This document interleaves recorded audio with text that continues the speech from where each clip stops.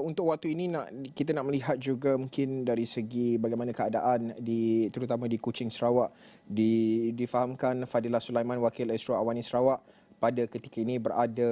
di perkarangan kediaman Allahyarham di sekitar Demak Jaya. Mungkin Fadilah nak dikongsikan bagaimana keadaan dan juga suasana di sana, serta mungkin bagaimana respon dan juga penerimaan rakyat dan juga rasa sedih mereka terhadap pemergian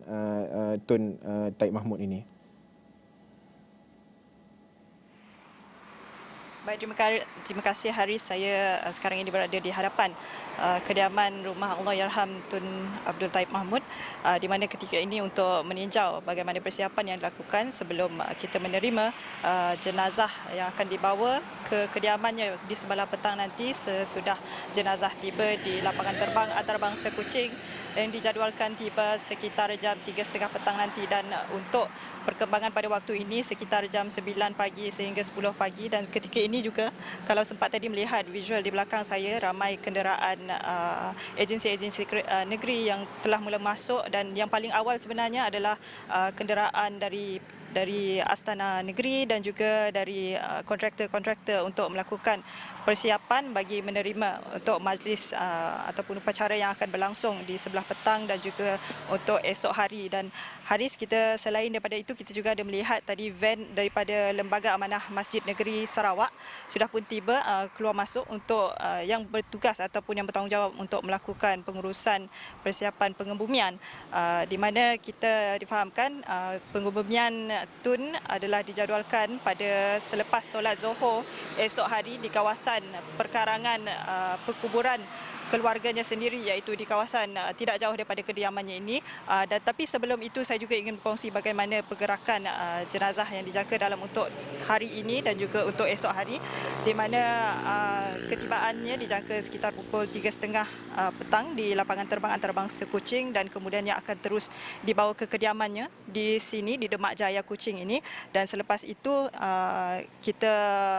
ia adalah tertutup untuk orang ramai buat waktu ini, dan tapi kita nampak setakat ini belum ada lagi kita melihat mana-mana kenderaan pemimpin negeri, tetapi kita difahamkan mereka juga melakukan persiapan untuk upacara yang akan berlangsung pada petang nanti. Dan untuk esok hari pula, jenazah akan dibawa ke Dewan Dangan Negeri Sarawak, iaitu sekitar 5 minit dari kawasan kediaman Tun, di mana upacara penghormatan terakhir akan dilakukan seawal 8 pagi sehingga 11.30 pagi, dan kemudiannya jenazah akan dibawa ke Masjid Demak untuk dilaksanakan solat jenazah. Dan kemudian selepas solat Zuhur, jenazah Tun Abdul Taib akan dikebumikan dengan melakukan istiadat pengebumian negeri di kuburan keluarganya sendiri, iaitu lokasi yang sama di kawasan kuburan isteri pertamanya, Allahyarhamah Tuan Puan Laila Taib. Dan untuk soalan Haris yang kedua tadi, bagaimana penerimaan warga Bumi Kenyalang ini, sudah pasti pagi tadi kita semua dikejutkan dengan berita sedih ini, di mana figura politik Sarawak yang sangat unggul sekali, yang telah berkhidmat di dalam kabinet pertama negeri Sarawak sejak 1963, telah pun menghembuskan nafas terakhirnya sekitar jam 4.40 pagi tadi. Jadi ini semua adalah diterima secara sedih, dan keadaan sekarang ini pun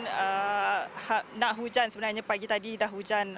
selepas tu panas dan hujan. Itu secara tidak langsung menunjukkan bagaimana perasaan bolak-balik penerimaan rakyat Sarawak untuk berita yang menyedihkan ini. Dan Haris, sudah pasti kita juga akan membawakan perkembangan seterusnya apabila jenazah tiba di lapangan terbang antarabangsa Kuching pada petang nanti, dan juga untuk menerima jenazah di kediamannya di Demak Jaya Kuching ini nanti, Haris.